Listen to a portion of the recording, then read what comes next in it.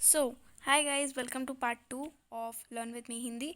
यहाँ पर हम करेंगे सूरदास। ठीक है, सूरदास का जो भी इम्पोर्टेंट हमारा चैप्टर है या फिर जो भी उसके इम्पोर्टेंट पार्ट्स हैं या फिर जो भी चैप्टर का मीनिंग है वो सब हम एक ही वीडियो में कोशिश करेंगे कि कवर अप हो जाए। राइट। सो यहाँ पर अभी देख लेते हैं कि सूरदास के अंदर क्या है। बेसिकली ये वाला सूरदास है, ये सब एक्स्ट्रा पार्ट है, इसको हमें नहीं पढ़ना है, इसको हमें पढ़ना है। ओके, तो इसके अंदर हम अगर देखते हैं तो ये सूरदास यहाँ लिखा हुआ है, ये इनका नाम है और ये इनका चैप्टर है जिसका नाम है पद। तो पद वर्ड को हम इतना, अगर आपको बैकग्राउंड से कोई भी तरह की आवाज़ आती है तो प्लीज़ इग्नोर। ओके, तो पद जो है वो चैप्टर का नाम नहीं है। पद का मतलब होता है कि कुछ भी सेंटेंसेस जो हैं या कुछ भी जो वाक्य हैं इस तरह से, ठीक है, तो वो पद हैं। उसके बाद में सूरदास का इंट्रोडक्शन है, तो वो यहाँ पर जो इम्पोर्टेंट चीज़ें हैं वो मैं बता देती हूँ आपको। तो बेसिकली ये जो है ये सूरदास के बारे में है, ये इनका जन्म है और ये जो भी इन्फॉर्मेशन है वो है। तो मैं पहले आपको ये इन्फॉर्मेशन बता देती हूँ सारी की सारी, उसके बाद में मैं आपको ये वाला पार्ट बता दूँगी। ठीक है, तो पहले इन्फॉर्मेशन, उसके बाद ये वाला पार्ट और फिर उसके बाद में मैं आपको बता दूँगी कॉपी में जो क्वेश्चन आंसर्स हैं, और उससे पहले मैं आपको बता दूँगी बुक में जो चैप्टर है। तो इस तरह से बाकी मतलब पूरा कवर हो जाएगा, है ना। एक चीज़ 2 3 4 बार आ जाएगी तो ईज़िली समझ में आ जाएगा। तो सबसे पहले अगर हम देखें सूरदास का जन्म, तो सूरदास का जन्म जो है वो बेसिकली हुआ था 1478 में और निधन हुआ था 1538 में। तो ये चीज़ें जो हैं ये काफ़ी ज़्यादा इंपॉर्टेंट है और ये लिखने लायक है, इसलिए मैं लाइक डेट्स या नेम जो होंगे ना इनके पेरेंट्स के, सारे लेखक के, एक चैप्टर नहीं, हर चैप्टर के लेखक के जो भी डेट्स या नेम जो भी होंगे वो सभी मैं एक जगह पर लिख लूँगी। राइट, तो मैं उसके लिए अभी एक बार पीस ऑफ पेपर लाइक ले लेती हूँ। Okay, so here is the piece of paper ready. अभी हमको इस पे लिखना है। ओके, तो हमने अभी क्या पढ़ा था या फिर हमने अभी क्या देखा था वो मैं लिख देती हूँ एक बार इस पर। हमने देखा कि सूरदास जो हैं, सूरदास, ऐसा नहीं कि हम चैप्टर के हर एक इन्फॉर्मेशन को लिखेंगे, हम इन इन्फॉर्मेशंस को इसलिए लिख रहे हैं क्योंकि ये याद नहीं होती है अच्छे से या आराम से, है ना। बाकी सब चीज़ें तो 2 3 बार पढ़ते हैं तो हमको स्टोरी वाइज समझ में आ जाता है। ये चीज़ें हमको रटनी पड़ती है या फिर अपने अंदर मगअप करनी पड़ती है, तो वो मगअप वाला सामान बेसिकली मैं यहाँ पर लिख रही हूँ। तो मैं लिख देती हूँ हिंदी मोस्ट इम्पॉर्टेंट या फिर मोस्ट जो मतलब लर्न नहीं होते हैं हमको, है ना, मोस्ट अनलर्नेबल हम इनको कह सकते हैं। राइट, सो ये वाली चीज़ें हो गई, ये मैंने लिख लिया है यहाँ पर, आप भी लिख सकते हैं और आप जब फ्री टाइम हो तब आप इसको लर्न कीजिए। राइट, अब ये है सूरदास का जो चैप्टर है। ठीक है, जन्म और निधन मैंने आपको बता दिया, मृत्यु, ठीक है, निधन, मृत्यु, मरण जो भी। उसके बाद में है ये जो पद का जो ये चैप्टर है, इसमें भ्रमर गीत के 4 पद लिए गए हैं। भ्रमर गीत एक किताब टाइप या जो भी है, या कोई गीत भी हो सकता है, may be, I don't know. तो उसके ये 4 पद यहाँ पर लिए गए हैं। ठीक है, सूरदास ने यहाँ पर भ्रमर गीत के 4 पद लिए हैं जो कि ब्रज भाषा में लिखे गए हैं। कौन सी भाषा में? ब्रज भाषा में ये लिखे गए हैं। कृष्ण भक्ति को यहाँ पर दर्शाया गया है। उसके अलावा श्रृंगार और वात्सल्य रस के कवि हैं सूरदास। सूरदास किन किन रसों के कवि हैं? श्रृंगार और वात्सल्य रस के कवि हैं। उसके बाद में सगुण भक्त, जो हैं एक सगुण भक्त हैं। तो 2 टाइप के भक्त होते हैं, एक तो सगुण होता है और एक कुछ ऐसा ही अपोजिट इसका होता है। ये वाले जो हैं ये सूरदास जो है सगुण भक्त है। राइट, तो हमने अभी तक क्या क्या सीखा कि सूरदास का जो ये पाठ है इसमें भ्रमर गीत के 4 पद लिए गए हैं, यह पाठ ब्रज भाषा में लिखा गया है और इसमें कृष्ण भक्ति को दर्शाया गया है। यहाँ पर श्रृंगार और वात्सल्य रस के कवि हैं सूरदास, और सूरदास एक सगुण भक्त हैं। ठीक है, आई थिंक, या फिर गोपी भी सगुण भक्त हैं हम कह सकते हैं। तो बेसिकली अगर पूछा जाए सूरदास कौन से भक्त हैं तो आपको यही टिक करना है, नहीं पूछा जाता है तो ठीक है। लेकिन जो गोपी है ना वो भी सगुण भक्त हैं। कृष्ण और उद्धव दोनों आपस में बहुत अच्छे दोस्त हैं, लेकिन गोपी जो है यहाँ पर मुख्य पात्र है। राइट, और जो उद्धव हैं वो निर्गुण भक्त हैं और ब्रह्मा की पूजा करते हैं। ब्रह्मा एक भगवान है तो उनकी पूजा करते हैं, इसलिए वो ब्रह्मा के भी भक्त हैं। यहाँ पर योग या फिर ज्ञान की बात की गई है। ठीक है, या फिर हम कह सकते हैं योग का मतलब है ज्ञान। अगर आपको कहीं पूछा जाए या कहीं समझना आए उसके लिए मैं बता देती हूँ। अब ये जो है ब्रज से मथुरा के बीच में चैप्टर घूम रहा है, भाषा भी ब्रज है और चैप्टर जो है ब्रज से मथुरा के बीच में घूम रहा है। राइट, उसके बाद में है उद्धव गोपी का संवाद, यानी जब उद्धव और गोपी, उद्धव कौन है? कृष्ण के दोस्त हैं, और गोपी कौन है?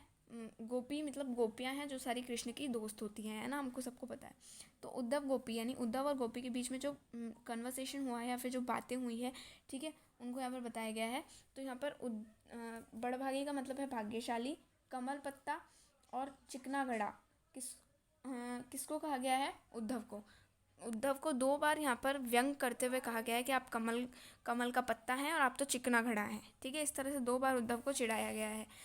तीसरी चीज़ यहाँ पर है गुड़ और चींटी। तो गुड़ कौन है? कृष्ण, और चींटी कौन है? गोपी। तो अब आप रिलेशनशिप समझ सकते हैं कि गुड़ और चींटी का जैसा रिलेशनशिप है वैसे ही कृष्ण और गोपियों का। गोपी की जगह गोपियों लिखे तो बेस्ट है, वरना गोपी वर्ड भी ठीक है। इसके बाद में ये आ जाता है प्रेम संदेश यानी योग संदेश। मैंने अभी आपको बताया था योग का मतलब है ज्ञान, और अब आपको पता चल रहा है कि योग का मतलब है प्रेम।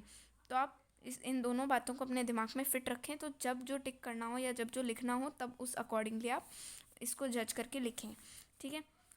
फिर है हरिल। हरिल हरिल जो है वो कौन है? गोपियाँ।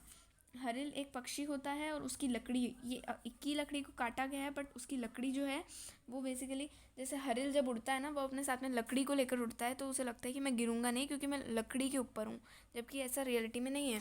देखो, अगर थोड़ा सा डिटेल में बताऊँ हरिल वाला कॉन्सेप्ट, तो ये एक लकड़ी होती है, ये हरिल के पाँव होते हैं। यहाँ पर हरिल किसको बताया गया है? गोपियों को, और लकड़ी आई थिंक श्री कृष्ण को बताया गया है। यानी कि जो है अभी जो हम चैप्टर पढ़ेंगे ना उसमें और क्लियर होती चली जाएंगी ये चीज़ें, राइट। तो यहाँ पर जो है ये जो गोपियाँ हैं ना, ये इसको लकड़ी को पकड़ के उड़ती हैं, इनके पास पंख हैं।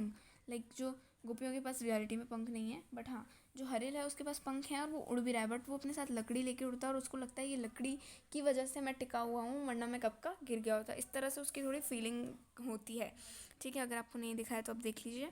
फिर इसके बाद में है नेक्स्ट है चंचल यानी अस्थाई। चंचल का मतलब होता है जिसका मन एक जगह से दूसरी जगह डोलता रहता है, यानी वो उसकी स्थान जो है वो होता है, यानी अस्थान होता है, उसका कोई स्थान फिक्स नहीं होता। जैसे मन वाले को योग संदेश दो, ठीक है। चंचल मन वाले को योग संदेश दो, ऐसा यहाँ पर गोपियों ने कहा था उद्धव से, क्योंकि जिसका मन अस्थायी होता है ना उसको ही ये जो है योग संदेश समझ में आएगा, ठीक है। ऐसा कुछ वहाँ पर है, वो भी चैप्टर में भी इस बुक से जब हम पढ़ेंगे तो हमको सब कुछ क्लियर हो जाएगा, राइट। उसके बाद में यहाँ पर है गोपियाँ वाक चतुर हैं। गोपियों का अगर पूछा जाए गोपियाँ क्या हैं, भोली हैं, सीधी हैं, साधी हैं या वाक चतुर है, तो आपको वाक चतुर पर टिक करना है। या फिर पूछा जाए कि गोपियाँ किस तरह से, गोपियों के बारे में अगर कुछ भी आता है तो आप उसमें कैरेक्टरिस्टिक यहाँ पर ये जोड़ सकते हो, ओके। उसके बाद में अगला आता है राजधर्म का पालन कृष्ण ने नहीं करा। अच्छा, राजधर्म क्या होता है? राजधर्म यानी राजा का धर्म, ठीक है। तो यहाँ पर मैं लिख देती हूँ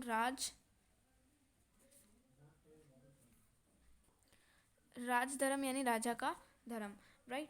उसके बाद में तो यहाँ पर लिखा है राजधर्म यानी राजा का धर्म क्या होता है? तो व्हाट इज़ राजा का धर्म? राजा का धर्म होता है दानी दयालु बनना, है ना, अपनी जनता की सेवा करना, अपनी जनता को मदद देना, जो गरीब है उसका भला करना, इस तरह से, ठीक है। तो ये सब जो है राजा का धर्म होता है। यहाँ पर राजा का धर्म जो है पालन नहीं कराया कृष्ण ने। क्यों नहीं कराया? क्योंकि कृष्ण जो है मथुरा चले गए हैं ब्रज में अपनी गोपियों को या फिर अपनी जनता को छोड़कर, जो कि उनके नियमों के उल्लंघन है, क्योंकि उनकी जनता उन्हें मिस कर रही है, लाइक गोपियाँ उन्हें मिस कर रही है और वो चले गए हैं, है ना। तो इस तरह से यहाँ पर दिखाया गया है कि गोपियाँ कहती है कि तुम्हारे तो जो हमारे कृष्ण है उन्होंने तो इसका जो है राजधर्म का पालन ही नहीं करा है। अगला टॉपिक है कि पाण, ये क्या पाण, क्या लिखा है ये? अच्छा, ये पाठ लिखा हुआ है। तो पाठ में सगुण भक्ति की विजय हुई। पाठ में कौन, जो सगुण और निर्गुण, मैंने 2 भक्ति बताई थी, निर्गुण और सगुण, इन दोनों में से पाठ के एंड में कौन जीता? वो था सगुण भक्ति, ठीक है। कैसे जीता था वो सब हम अभी चैप्टर के अंदर अभी देख लेंगे, राइट। अभी नेक्स्ट बात करते हैं। सो दिस इज़ बेसिकली, ये सब तो समझ में नहीं आएंगे क्योंकि ये तो कुछ MCQs थे जिनके मैंने आंसर करे थे, तो वो ऐसे ही लिखे हुए हैं यहाँ पर। बाकी ये सारी बातें मैं बता देती हूँ। तो अगला है विरह। ये आई थिंक पता नहीं किस चैप्टर का है, अभी पता चलेगा, वेट। तो पहला तो यहाँ पर लिखा है विरहनी। विरहनी का मतलब क्या होता है ये आपको कमेंट में बताना है, राइट। विरहनी का मतलब क्या होता है। उसके बाद में प्रथम जो ये हमारे जो पद है ना, इसमें पद में जो प्रथम पद है यानी पहला पद है उसमें व्यंग्य किया गया है, यानी कि उसमें बेसिकली मजाक उड़ाया गया है। दूसरा जो पद है उसके अंदर मन की इच्छा प्रकट की गई है। तीसरा किसके मन की इच्छा है वो भी मैं बताऊंगी आपको रीडिंग के दौरान। तीसरा जो पद है उसमें हरिल पक्षी, कड़वी ककड़ी और चंचल मन, इस तरह की बातें वहाँ पर की गई हैं। ये तीनों बातें मैंने अभी पीछे डिस्कस करी हैं, ठीक है। नहीं समझ आया रिवाइंड कर सकते हैं। चतुर्थ जो पद है, चौथा जो पद है उसके अंदर राजनीति और मन लौटा दो और उसके अलावा राजधर्म यानी प्रजा का ध्यान रखना, इस टाइप के टॉपिक्स के बारे में बात किया गया है। राजनीति और मन लौटा दो, ये दोनों बातें मैंने आपसे डिस्कस अच्छे से अभी नहीं करी हैं, ये भी मैं अभी कर दूंगी जब भी हम इस बुक से चैप्टर रीड करेंगे। चैप्टर रीडिंग बाकी है, सो डोंट वरी कि कुछ समझ आ रहा है या नहीं, बस ये केवल एक इंट्रो नॉर्मल चल रहा है, जिससे बस आपको ये पता चलेगा कि आपको कुछ आता है पहले से या फिर आप बिल्कुल कुछ नहीं जानते इस चैप्टर के बारे में। तो उस तरह से आपको क्लियर होगा कि ये थोड़ा हिंदी में है ना, तो इसलिए आपको समझ आएगा। वरना जब भी हम चैप्टर में एंटर करेंगे तो वहाँ पर तो बिल्कुल मतलब अलग ही भाषा होने वाली है सच में।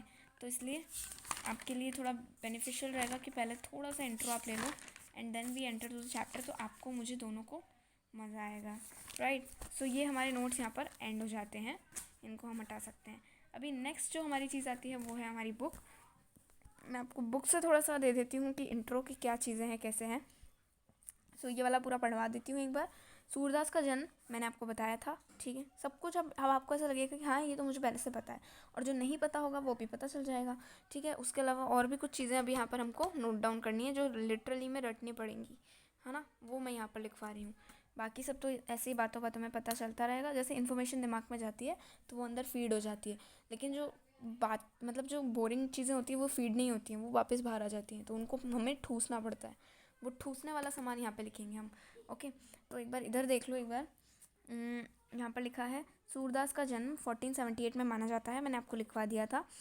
एक मान्यता के अनुसार उनका जन्म मथुरा के निकट रोनकता या रेणुका क्षेत्र में हुआ, जबकि दूसरी मान्यता के अनुसार उनका जन्म स्थान दिल्ली के पास सीही माना जाता है। अब इस चीज़ को हमें उसके अंदर लिखना पड़ेगा अभी। तो ये चीज़ हमने इसमें लिख ली है, राइट। इस तरह से आपको भी लिख लेनी है कि जन्म स्थल दिस और दिस, और यहाँ पर वर्ड बीच में आपको दिख रहा होगा, ठीक है, ये रहा और वर्ड, ओके। इसके बाद में हम नेक्स्ट बात करते हैं। तो नेक्स्ट इज़ हमारा कहाँ गया, ये हमने कर लिया था। अब महाप्रभु वल्लभाचार्य के शिष्य हैं सूरदास, यानी कि इनके सूरदास के गुरु कौन है, वल्लभाचार्य। तो अगर आप चाहें तो आप लिख सकते हैं, मैं तो लिख लेती हूँ क्योंकि बिकॉज मुझे याद नहीं होगा, ये मुझे पता है, तो इसलिए मैं एक बार लिख देती हूँ इसको फटाफट से। गुरु अब वल्लभाचार्य, सॉरी ये मैंने ब लिख दिया था, वल्लभाचार्य, वल्लभा सही लिखा है, वल्लभाचार्य सही है, ठीक है। सो ये वल्लभाचार्य के शिष्य हैं और अष्टछाप कवियों में से सर्वाधिक प्रसिद्ध हैं। अब आप सोचेंगे अष्टछाप क्या है, तो मैं शॉर्ट में बता देती हूँ कि एक राजा थे, उनके वहाँ पर 8 कवि बैठकर गाना गाते थे या जो भी करते थे, तो वो 8 कवि की टीम फेमस थी। उस 8 कवि की टीम को हम बोलते थे अष्टछाप, और वही अष्टछाप के कवियों में से एक थे सूरदास। तो ये बहुत ज़्यादा फेमस थे उनमें से, या फिर हम कहें तो सबसे ज़्यादा फेमस यही थे। वो जो 8 की टीम थी ना उसमें सबसे ज़्यादा फेमस यही थे, ओके। उसके बाद में मथुरा और वृंदावन के बीच गऊ घाट पर रहते थे और श्रीनाथ जी के मंदिर में भजन कीर्तन किया करते थे। सन इतने में मैंने बताया है ये भी आपको, सन 1538 में, here it is written, you can see 1538 में इनका निधन हो गया था, ओके। तो ठीक है, तो I hope it is very clear. गऊ घाट पर रहते थे, ये सब कुछ मैंने आपको बता दिया है। आपको वापस बता देती हूँ, अष्टछाप के कवियों में से सबसे ज़्यादा फेमस यही थे। उसके अलावा मथुरा और वृंदावन, यानी देखो मथुरा और वृंदावन और ब्रज, ये 3 जगह हैं जहाँ पर ये स्टोरी घूमती है। तो मैं आपको 2 चीज़ें इंपॉर्टेंट यहाँ पर बता देती हूँ, ठीक है। तो अभी हमको क्या करना पड़ेगा, यहाँ पर मैंने आपको 3 नाम बताए, मैं तीनों नाम लिख देती हूँ। पहला है ब्रज, दूसरा है मथुरा और वृंदावन, जो कि जस्ट अभी अभी स्टोरी में एंटर हुआ है, ठीक है। तीनों को समझना काफ़ी ज़्यादा ज़रूरी है। तो देखो कृष्ण जो थे वो मथुरा में कौन कौन रहता है, गोपी भी, सॉरी हाँ, ब्रज में कौन कौन रहता है, तो ब्रज में बेसिकली गोपियाँ रहती हैं, कृष्ण रहते हैं, और उद्धव जो है मथुरा में रहते हैं। ऐसा बताया नहीं गया है, मैं आपको बता रही हूँ, क्या पता कहाँ रहते हैं उद्धव, ठीक है। तो मतलब उद्धव जो है वो यहाँ पर है, कृष्ण जो है वो ब्रज से मथुरा चले जाते हैं, तो कृष्ण वाला यहाँ से इरेज करके हम मथुरा में ऐड कर देते हैं। और जबकि हमारे जो ये हैं कवि सूरदास, वो कहाँ पर रहते हैं? वो रहते हैं मथुरा और वृंदावन, इसके बीच का एक स्पेस है जिसका नाम है गऊ घाट। घाट इस तरह से एक जगह है, वहाँ पर हमारे कौन रहते हैं? सूर रहते हैं। सूरदास को सूर भी कहा जाता है, इसलिए मैं कह रही हूँ। ठीक है, तो मतलब ये यहाँ पर रहते हैं। ठीक है, तो ये कॉन्सेप्ट है जगह का कि क्या चीज़ है, कहाँ पर है, इस तरह से। उसके बाद में हम बात करते हैं अगली चीज़ की। ये हो गया हमारा कंप्लीट। गऊ घाट पर रहते थे, मैंने आपको बताया। श्रीनाथ जी के मंदिर में भजन कीर्तन करते थे। ये आएगा नहीं एग्जाम में, इन्फॉर्मेशन है, गिवन है, इसलिए मैंने आपको बता दिया। और निधन कहाँ पर हुआ था, ये बहुत इंपॉर्टेंट है लिखने के लिए। तो अब लिखेंगे निधन स्थान, निधन। ठीक है, तो ये परसौली का हो गया। इनमें इनका मतलब यहाँ पर निधन हो गया। ओके, अभी इनके थोड़ा काम की बात करते हैं कि ये इनका क्या है। तो उनके इन तीन ग्रंथों में से, यानी सूरसागर, साहित्य लहरी और सूर सरावली, तो अगर इनके बारे में लिखने को आता है या इनसे रिलेटेड कुछ पूछा जाता है तो आपको इन तीनों का नाम याद होना चाहिए, सूरसागर, साहित्य लहरी और सारावली। इसमें से सूरसागर जो है काफ़ी ज़्यादा फेमस है और सबसे ज़्यादा फेमस है। जैसे ये अष्टचाप के कवियों में से सबसे ज़्यादा फेमस है, इन तीन ग्रंथों में से इनका सूरसागर भी फेमस है। अब अगली बात आती है खेती और पशुपालन वाले भारतीय समाज के का दैनिक अंतरण, चित्र और मनुष्य। ये इतना पूछा नहीं जाता है, इसलिए छोड़ दो, मिलता है तक, कोई फालतू है सब कुछ। अभी अगली चीज़ आती है कि सूर, वात्सल्य और श्रृंगार के श्रेष्ठ। मैंने अभी आपको बताया था, जस्ट अभी वो जो हमने नोट्स पढ़ के वहाँ रखे हैं उसमें मैंने आपको बताया था कि क्या, कि सूरदास जो हैं वो वात्सल्य और श्रृंगार के कवि हैं। वात्सल्य का मतलब है प्रेम और श्रृंगार का मतलब है शब्दों को सजाना। अब ऐसा यहाँ पर लिखा गया है। बाकी रस चैप्टर अगर आपने हिंदी का पढ़ा है, नहीं पढ़ा है तो आ रहा है सीरीज़ में, वेट करो, और अगर पढ़ा है तो ग्रेट, तो उसमें आपको बताया गया है, राइट। उसके बाद है कृष्ण और गोपियों का प्रेम सहज मानवीय प्रेम की प्रतिष्ठा करता है। यानी कि कृष्ण और गोपियों के बीच का जो प्रेम है वो सहज मानवीय प्रेम की प्रतिष्ठा करता है। उनकी कविता में ब्रज भाषा का निखरा हुआ रूप है। मैंने आपको बताया कि ब्रज भाषा वहाँ पर यूज़ की गई है, तो अभी मैंने आपको जस्ट उस नोट्स में बताया था उधर। ठीक है, तो आप उससे रिलेट कर सकते हैं। उसके अलावा इनकी माता और पिता का नाम ये था, द नेम्स, तो मैं एक बार लिख देती हूँ। तो ये रहा, ठीक है। माता का नाम था जमुना दास और पिता का नाम था रामदार नहीं, रामदास सरस्वत।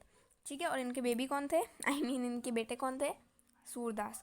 तो इस तरह से आप इसको याद कर सकते हैं। ये सारी इन्फॉर्मेशन जो है ये बेसिक इन्फॉर्मेशन, और ये वो इन्फॉर्मेशन है जो याद नहीं होगी या फिर मुश्किल से याद होगी। और ये जो माता पिता का नाम है ये एग्ज़ाम में पूछा नहीं जाता है। अगर इनके बारे में लिखने को आ जाता है तो फिर आप लिख सकते हैं। उसके अलावा इनके रहने की जो जगह थी या फिर इनका जो घर का एड्रेस था वो मैंने अभी आपको बताया, वो भी मैं लिख देती हूँ एक बार यहाँ पर। ठीक है, तो ये रहा इनके घर का एड्रेस। हमें जाना नहीं है इनके घर पे, बस हम तो लिख रहे हैं। तो ये हो गई basic information all about Surdas. एक बार आप अच्छा सा एक स्क्रीनशॉट निकाल लीजिए, थोड़ा सा क्लोजअप ले लीजिए। Okay, done, it's done. So guys, इसी के साथ हमारा ये वाला पार्ट जो है पूरा कंप्लीट हो चुका है। अभी हम आते हैं नेक्स्ट पार्ट पे हमारे, एंड वीडियो ऑलमोस्ट 18 मिनट का चला गया है। तो ये वाला जो पार्ट है ये I give you as a homework, इसको आप खुद रीड कर सकते हैं। इसमें कुछ इतना इंपॉर्टेंट नहीं है, इसलिए आपको यहाँ पर कोई अंडरलाइन भी नहीं दिख रहा होगा, तो आप इसको बस एक अपने लिए रीड कर सकते हैं। तो इसमें वही लिखा है जो मैंने आपको बताया ना, फर्स्ट पद में क्या है, सेकंड पद में क्या है, थर्ड में क्या है और फोर्थ में। तो ये देखो पद शब्द यहाँ पे बार बार यूज़ हो रहा है, एंड यहाँ पर भी ये पद वर्ड वापस यूज़ हुआ है। पहले तो यहाँ यूज़ हुआ है पद, फिर और यहाँ पर भी नीचे भी यूज़ हुआ है पद वर्ड एक और बार, चौथे पद में, तीसरे पद में, इस तरह से बताया गया है। ठीक है, तो वो चीज़ आप खुद घर पे अपने रीड करिएगा।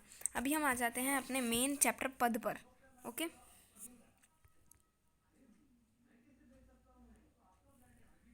ठीक है, सो करते हैं हम शुरू। ये हैं उद्धव जो कि कृष्ण के काफ़ी अच्छे दोस्त हैं। ये है गोपियाँ जो कि कृष्ण से प्रेम करती हैं। ये कृष्ण से प्रेम नहीं करते हैं, ये केवल कृष्ण के फ्रेंड हैं, उनसे बात करते हैं या उनसे इंट्रोड्यूस्ड हैं। जबकि ये सब जो हैं ये उनके प्रेम में डूबी हैं, ये उनसे प्यार करती हैं। तो इनका रिलेशन और इनका रिलेशन उन पर्टिकुलर कृष्ण से काफ़ी अलग है। ठीक है, एक चीज़ आपको समझ में आ गई होगी। अभी दूसरी चीज़ हम शुरू कर रहे हैं चैप्टर को। तो पीछे कोई फ़ोटोग्राफ है क्या? नहीं, पीछे कोई फ़ोटोग्राफ नहीं है। और यहाँ पर 2, 3 और 4 पार्ट यहाँ पर दिए गए हैं। फिर प्रश्न अभ्यास सब कुछ हम करेंगे, ये भी करेंगे। ठीक है, डोंट वरी। बुक थोड़ी सी ओल्ड या फिर यूज्ड है, इसलिए यहाँ पर ये सब चीज़ें देखने को मिल जाएंगी जो ये आपको अभी दिखे थे लकी टिप। और बाकी ये सब जो लिखा हुआ है ये तो बेस्ट है, क्योंकि ऐसी जो बुक्स हैं वो बहुत कम मिलती हैं, और जिनको मिल जाती है ना उनके लिए काफ़ी अच्छा काम हो जाता है, क्योंकि उनको लिखने की या फिर कुछ भी करने की ज़रूरत नहीं पड़ती है, उनके पास ऑलरेडी बहुत एक्सपीरियंस हो जाता है इन चीज़ों को देखकर। तो शुरू कर देते हैं हम। तो उद्धव तुम हो अति बड़भागी, उद्धव बहुत तुम बहुत बड़भागी, भाग्यशाली, मैंने आपको बताया था भाग्यशाली हो। उद्धव तुम बहुत भाग्यशाली हो। अप्रस रहत स्नेह तगाते, नहीन मन अनुरागी, यानी कि अस्पर्श अनछुआ, रहत रहते हो, स्नेह तगाते स्नेह बंधन से, नहीन मन अनुरागी